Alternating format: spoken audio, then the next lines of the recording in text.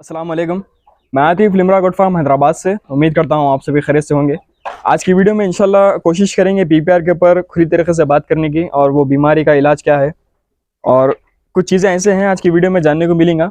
आप घरेलू नुस्खे से भी जानवर को सही कर सकते हैं इंजेक्शन लगाते हुए। कुछ बेहतरी होंगी जानवर के अंदर आपके, और ये बीमारी क्या है इसके ऊपर खुली तरीके से बात करेंगे अपन।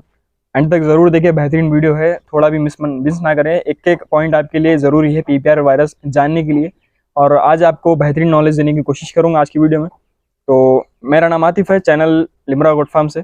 कोशिश करूंगा बेहतरीन वीडियो आपके लिए लाते रहने की। चैनल को सब्सक्राइब, लाइक, शेयर, कमेंट जरूर कर ले। बेल आइकन ऑन करना ना भूलें मेरे वीडियो सबसे पहले देखने के लिए। दोस्तों में शेयर करिए, कमेंट करिए आज की वीडियो कैसी लगी, और कुछ चीज़ मिस करा तो आप कमेंट में बता सकते हैं कि आप ये मिस कर दिए बोल के। तो कोशिश रहेंगे आप लोगों को अच्छी तरीके से समझा सकूँ। आज अपन बात करेंगे पीपीआर की बारे में, और इससे मिलती जुलती एक बीमारी है जो निमोनिया के खासतौर पर अपन जानते हैं। नॉर्मल इंसान भी बीमारी को जानता है, निमोनिया। ये दोनों के डिफरेंस क्या है, दोनों में पीपीआर और निमोनिया में क्या पहचान है दोनों की, वही भी कोशिश करेंगे समझाने की मैं कोशिश करूंगा। पीपीआर के सिम्टम्स देखिए 6 है, वो 6 अगर चीज़ें आप याद रख लेंगे तो पीपीआर बीमारी का पहचान सकेंगे। और निमोनिया में डिफरेंस क्या है, पीपीआर और निमोनिया में डिफरेंस क्या है वो भी आप जान सकेंगे। निमोनिया और पीपीआर दोनों भी चेंज है, दोनों भी बीमारी अलग अलग है, उसके ऊपर पूरी खुली तरीके से अपन बात करेंगे। सेम डिफरेंसेस है मगर थोड़ी चीज़ें अलग होने से ये बीमारी अलग है और ये बीमारी अलग है। पीपीआर वायरस अलग है और निमोनिया बीमारी अलग है। तो आगे बढ़ने से पहले मैं ये बोल दूँ, इस वीडियो के थ्रू जो भी फोटोज़ वगैरह कुछ नॉलेज दी जाएंगी जानवर के ऊपर, तो सिर्फ ये नॉलेज पर्पज़ पर है। तो आप ये फ़ोटोज़ वगैरह को नॉलेज के व्यू देखिए आप लोग ये वीडियो, इसके अंदर कोई जानवर को हार्मफुल किया गया नहीं है, कुछ सिर्फ नॉलेज देने के लिए इस वीडियो को बनाया गया है। तो इंजेक्शंस के ऊपर भी बात करेंगे अपन, और जो बीमारी के अंदर डाइट देना है वही बात करेंगे। आगे बढ़ने से पहले मैं ये बोल दूँ, पीपीआर बीमारी वायरल डिसीज़ है जो एक से दूसरे को फैलती है। बैक्टीरियल डिसीज वो रहती है जो वही जानवर के अंदर पैदा होती है और वही जानवर के अंदर से वो वायरस खत्म हो जाता। वायरल डिसीज एक से दूसरे को फैलता। आपके फार्म में, आपके घर में जो जानवर आप पाल रहे हैं, 1 से 2 जानवर है या 1 से 3 जानवर है, आपके पास कोई एक जानवर है जो इन्फेक्ट हो गया, एग्जाम्पल है मैं आपको बता दूं, 10 जानवर आपके पास है जिसमें से एक को पीपीआर हो गया, तो 9 जानवर से आपको एक जानवर को अलग करना जरूरी कंपलसरी है। अगर आप ऐसा नहीं करेंगे तो एक जो जानवर है वो आपके पूरे जानवर को इन्फेक्ट कर देगा। और जैसा कि परसेंटेज आप जो स्क्रीन पे देख रहे हैं आप लोग, 70% मॉर्टेलिटी चांसेस है ये बीमारी के अंदर। 70% आपके जानवर मरने के चांसेस रहते, डेथ होने के चांसेस रहते अगर आप कोशिश नहीं करें। कोशिश करने के बाद भी ये परसेंटेज रहते देखिए। तो ख़ास तौर पे कोशिश करना ज़रूरी है। अल्लाह ताला तो आजमाइश में डाल दे, जान बचाना सिर्फ अल्लाह के हाथ में है। कोशिश करना मगर अपने हाथ में है उसकी जान बचाने की। तो इंजेक्शन वगैरह कुछ मैं आपको बताऊंगा जो आप घर में भी आप यूज़ करके इंजेक्शन जानवर को बचा सकते। और पूरे इंजेक्शंस आईएम है, कोई आईवी नहीं होता। और ग्लूकोज दिन में 2 टाइम लगाना कंपलसरी, और इंजेक्शन भी 2 टाइम। इसके पूरे टाइम पीरियड भी मैं आपको बताऊंगा कब से कब तक लगाना है, क्या डाइट देना है, इंशाल्लाह कोशिश करेंगे पूरी चीज़ें बताने की। तो 2 बीमारियों में कंफर्म आपको करना है कि पीपीआर कंफर्म है या निमोनिया आपके जानवर में है। कोई नए शौकीन है तो ये जानना कंपलसरी आप लोगों के लिए। अगर आपके घर में निमोनिया हो गया बाद भी आप पीपीआर समझते हो जानवर को, वो बीमारी को, जानवर को जो हो गई बीमारी पीपीआर समझते, ये बैलों में, भैंसों में, ऊँटों में, घोड़ों में और गोट्स एंड शिप्स में भी आपको खासतौर पे बीमारी देखने को मिलती है। बेफेलोज में भी खासतौर पे मिलती है, और कई डोडियों में खासतौर पे हो जाता है ये। या आप घरों के आसपास भी अगर पाल रहे करो तो ये बीमारी आपको देखने को मिलती। तो देखिए, पीपीआर के सडन सिम्टम्स ये रहते हैं कि फीवर आना, फर्स्ट डे से ही फीवर उसको रहता, और हाई टेम्परेचर पीपीआर में ही देखने को मिलता। एफएमडी और ET+TD में भी देखने को मिलता, और खास तौर पे पीपीआर में 108 के करीब भी टेम्परेचर चल जाता जानवर का, जिसमें फीड्स आना शुरू होते और मुंह से कफ आना शुरू हो जाता जानवर का, हाई फीवर की तरफ से होता हुआ, तो वो जानने को मिलता। और सेकेंड ये हो जाता कि उसको सर्दी ज़्यादा हो जाती नाक के ऊपर, नोज आप उसका पहचान ले सकते पीपीआर के अंदर।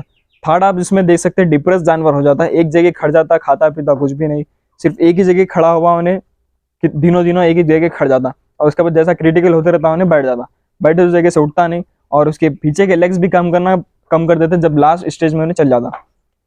और नेक्स्ट में अगर अपन बात करेंगे तो आई स्विलिंग उसकी हो जाती है, आंखों में स्विलिंग आ जाती। ये जो पॉइंट्स बता रहा हूँ मैं आपको, आगे वो स्क्रीनशॉट खींच के रखिए जिससे आपको नॉलेज हासिल करने में आसानी हो, या सिम्टम्स आप देख के कहीं से भी आपको जानवर को बता सकते हैं कि इसको पीपीआर है।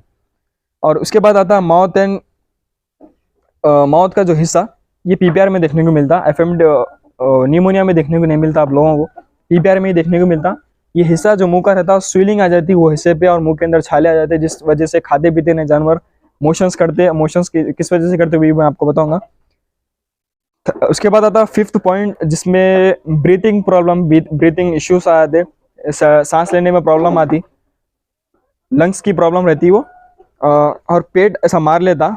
आपको मैं वीडियोस वगैरह भी जो स्क्रीन पे देख रहे हैं, जिसमें ट्रीटमेंट में करा था पुराने फार्म में, पहले के चैनल पे भी जो मैं अपलोड करा था, जो वीडियोस वगैरह देख रहे हैं स्क्रीन पर आप, जितने भी जानवर देख रहे 13 से 14 जानवर, ये सब मेरे पास एडमिट हुए थे। और मेरे इसमें से भी कुछ जानवर थे जो इन्फेक्ट हो गए थे, और इंशाल्लाह मैं कोशिश करा था, अल्लाह की दुआ से 14 जानवर में से 13 जानवर को मैं बचा सका, जिसमें एक जानवर की मॉर्टेलिटी मेरे पास हो गई। कोशिश करने के बाद भी अगर कुछ हो गया तो देखिए वो अल्लाह के हाथ में रहता, और कोशिश करना आपके हाथ में है, कोशिश करते रहिए। और लास्ट सिम्टम्स जो छठवां मैं आपको बताने वाला हूँ, इसके अंदर देखिए पीपीआर और निमोनिया में डिफरेंस आपको बता देता। पीपीआर में मोशंस करते जानवर, डायरिया हो जाता वाटरी तरीके से, पानी की तरह, और इसमें बहुत स्मेल आती। मगर निमोनिया में आपको मोशंस करने को नहीं मिलते, मोशंस नहीं करते जानवर निमोनिया में। हो सकता है कि आपके पास पहले से मोशंस कर रहे हो, उसके बाद सर्दी हो गई, निमोनिया हो गया, तो आप पीपीआर उसको कंफर्म नहीं कर सकते। जो आपको सिम्टम्स बता रहा हूँ मैं, उसी तरीके से आप पीपीआर को कंफर्म कर सकते। देखिए, और निमोनिया के अगर सिम्टम्स अगर बात करेंगे अपन, फर्स्ट उसका पॉइंट जो है, उसमें फीवर नहीं आता जानवर को, फीवर ही नहीं रहता उसके अंदर। आगे होता फीवर, नहीं होता है बोल के नहीं, आगे होता फीवर, चढ़ता उसको फीवर चढ़ता, मगर उतना फीवर हाई टेम्परेचर नहीं देखने को मिलता निमोनिया के अंदर जितना पीपीआर के अंदर देखने को मिला। सेकंड, डिप्रेस जानवर, जैसे कि पीपीआर में भी सिम्टम्स था एक डिप्रेस होने का, तो इसमें भी सेकंड पॉइंट ये है कि डिप्रेस जानवर होता है, इसके अंदर भी डिप्रेस होते जानवर। डिप्रेस यानी एक जगह खड़ा रहना, खाना पीना कुछ नहीं, हलचल उतनी, जितना मूवमेंट उसकी रहती खासतौर पे नॉर्मल, उतनी तरीके से नहीं रहता। और थर्ड वाला पॉइंट जो है नोज, ओनली नोज, जैसे कि पीपीआर में अपन उसके माउथ को भी अपन एक पॉइंट बनाए थे, निमोनिया के अंदर वो पॉइंट नहीं रहता, सिर्फ उसके नाक से पानी बहते रहता, सर्दी ज़्यादा रहती और सांस लेने में प्रॉब्लम होती उसको।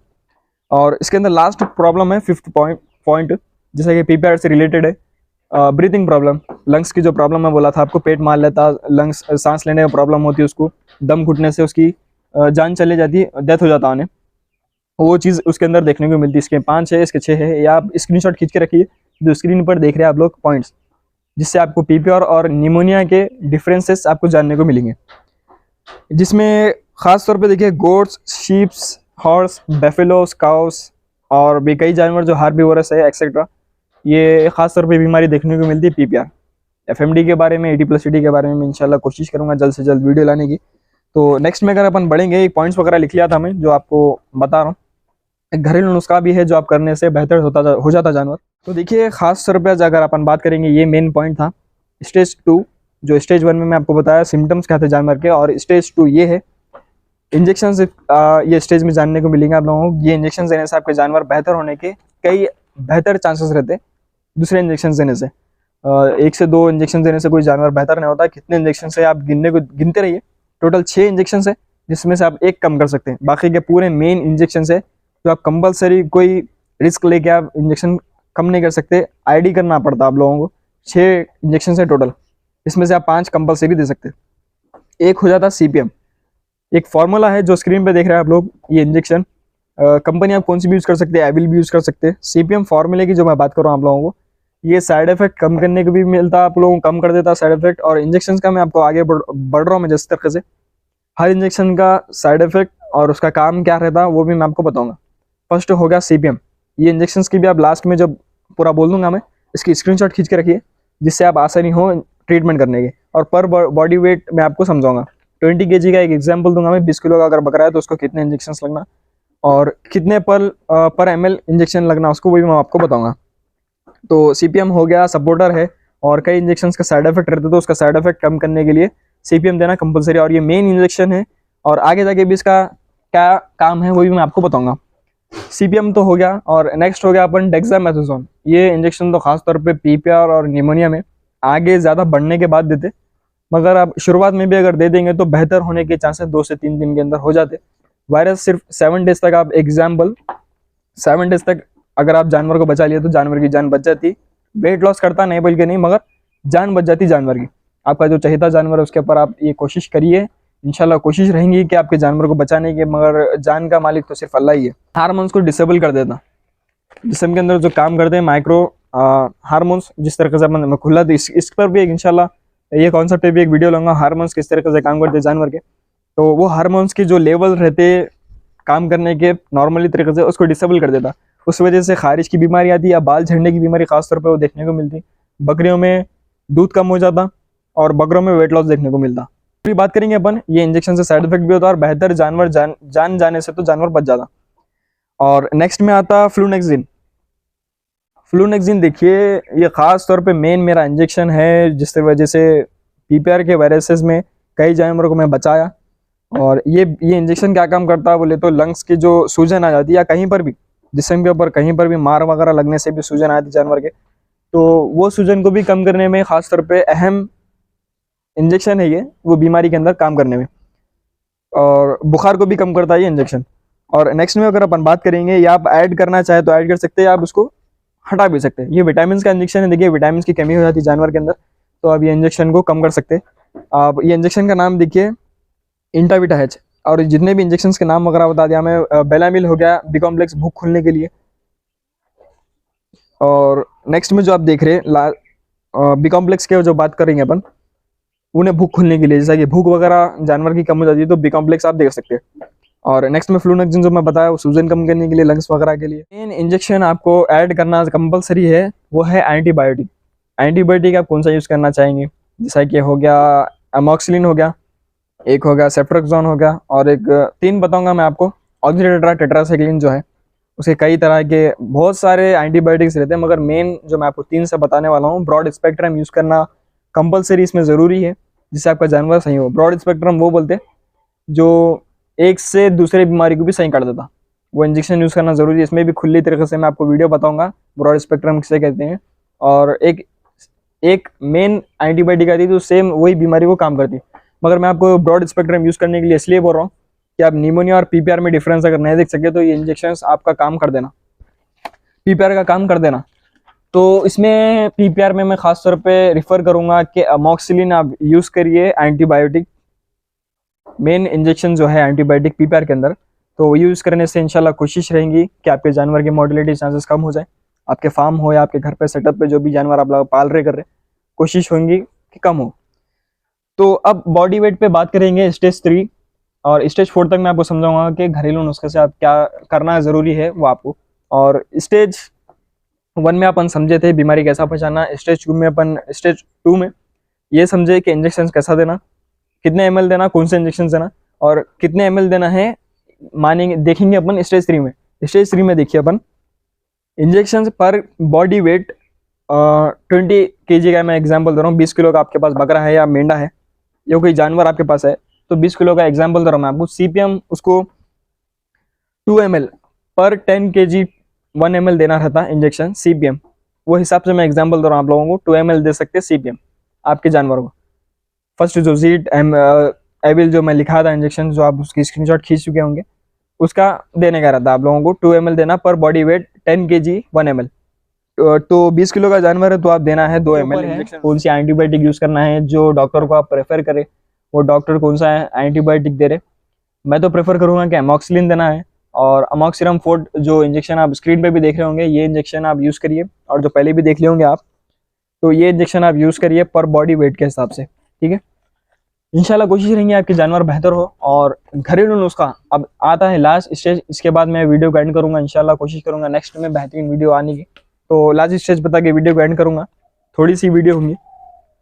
घर में आप ये चीज़ें यूज़ करिए। सुबह शाम ग्लूकोज भी चढ़ाना ज़रूरी रहता है डॉक्टर के प्रेफरेंस पे। और नेक्स्ट में देखिए आपको भपका देना ज़रूरी है, नेबुलाइजर लगाना ज़रूरी है जानवर को, पीपीआर के अंदर या निमोनिया के अंदर, दोनों में भी कंफर्म है। आपका चहेता जानवर है तो उसको जान बचाना कंपलसरी है आपको, तो भपका देना ज़रूरी है। नहीं भी मिला तो मेडिकल पे 500-600 रुपये में मशीन मिल जाती है उसकी। और उसके अंदर बुडोकॉट 0.5 mg, बुडोकॉट जो स्क्रीन पे देख रहे हैं आप लोग 0.5 mg लिखा हुआ रहता, वो पानी रहता NS में डाल के उसको नेबुलाइज करना। सुबह शाम कर सकते हैं आप या दिन में 3 टाइम कर सकते हैं आप लोग। और वो सेकंड पॉइंट मैं आपको बता रहा हूँ स्टेज 4 की जो बात कर रहा हूँ मैं आपको डाइट के ऊपर, कि डाइट में आपके पास जानवर खारा पीरा कुछ भी नहीं, वेट लॉस हो रहा, तो आप हरीरा बना के दे सकते हैं, जवारी का पतला बारीक करके हरीरा बना के आप जानवर को दे सकते हैं, जवारी के आटे का। और सेकेंड आप कर सकते हैं भूसा, सिर्फ चुन्नी के अंदर जो भूसा आता, भूसा खासतौर पर खुला भी मिलता, उसको पानी के अंदर भिगा के भी जानवर के करीब रख सकते हैं, वो गर्म करके दिए तो भी बेहतर रहेगा, अभी अच्छा रहेगा। और ख़ास तौर पे मेन डाइट के अंदर देखिए हरा चारा अवॉइड करिए। हरी पत्ती भी आप ऐड कर सकते हैं। हरी पत्ती, हरा चारा यानी कि घास हो गया या पीपल का पत्ता, आप उसको अवॉइड करिए। उसके मोशंस में जो बारीक बारीक अल्सर वगैरह हो जाते हैं तो उसमें ज़रा जानवर को हेल्दी नहीं रहता। तो थोड़े दिन तक जब तक मोशंस कर रहा जानवर, ये चीज़ें अवॉइड करना ज़रूरी है, कंपलसरी है। हरा चारा रोक दीजिए, सूखे चारे पे उसको रखिए। खासतौर पे हरी पत्ती होगी और चुन्नी भूसा आप डाल सकते हैं, मगर लिमिटेड, ज़्यादा नहीं, ये भी ज़रा हैवी डाइट हो जाती। तो भूसा आप डाल सकते हैं भिगा के थोड़ा बहुत। जवारी का हरीरा दे सकते हैं, बेहतरीन रहता है इंशाल्लाह, अच्छा रहता। उपमा भी दे सकते हैं आप, पतला पतला करके, जानवर खाता पीता। या ग्लूकोज लगाए, इलेक्ट्रोल का पानी इसमें ऐड करिए कंपलसरी। और वाइट चुन्नी दे सकते हैं आप, लाल चुन्नी से। लाल चुन्नी हार्ड रहती, वाइट चुन्नी लो डाइट में हाई प्रोटीन रहता उसके अंदर, तो आप वो दे सकते हो वाइट चुन्नी। तो देखिए ये चीज़ें थे आज की वीडियो में पीपीआर के, और कुछ चीज़ें बेहतरीन जानने को मिली होंगी मेरी वीडियो से। तो कोशिश रहेंगे और भी कई चीज़ें सिखा सको। कुछ भाषण वगैरह की वीडियो लगी होंगी आप लोगों को, मगर कुछ चीज़ें थी जानने के लिए कंपलसरी आप लोगों को, जानवर पाल रहे कर रहे हैं या नए शौकीन हैं आप। तो देखिए आज की वीडियो में पीपीआर के आपको 4 स्टेजेस में आपको समझाया मैं। फर्स्ट स्टेज में आपको जानवर का किस तरीके से पहचानना है बीमारी को, सेकेंड स्टेज में क्या इंजेक्शन लगते हैं जानवर को, और थर्ड स्टेज में किस तरीके से इंजेक्शन देना, कितने ml देना, IM देना रहता पूरे इंजेक्शन, वो चीज़ बता दिया मैं आप लोगों को। और वो बीमारी क्या थी, वायरल डिसीज या बैक्टीरियल डिसीज। वायरल डिसीज थी पीपीआर की, वायरस डिसीज नहीं थी। वायरस डिसीज पे भी अपन बात करेंगे इंशाल्लाह। और फोर्थ स्टेज में अपन उसकी डाइट की बात कर लिए। तो देखिए एंड करते हैं वीडियो को, और वीडियो कैसी लगी कमेंट में ज़रूर बताएं। और अप्रिशिएट करने के लिए बहुत बहुत शुक्रिया, और कुछ कमेंट्स भी आए थे अप्रिशिएट करने के लिए, शुक्रिया आप लोगों का। इंशाल्लाह कोशिश रहेंगी इसी तरह के वीडियोस बनाने की। कमेंट में ज़रूर बताएं वीडियो कैसी लगी। फिर मुलाकात करेंगे एक वीडियो के साथ। एंड तक देखने के लिए बहुत बहुत शुक्रिया आप लोगों का। जज़ाकल्लाह खैर, अल्लाह हाफिज़।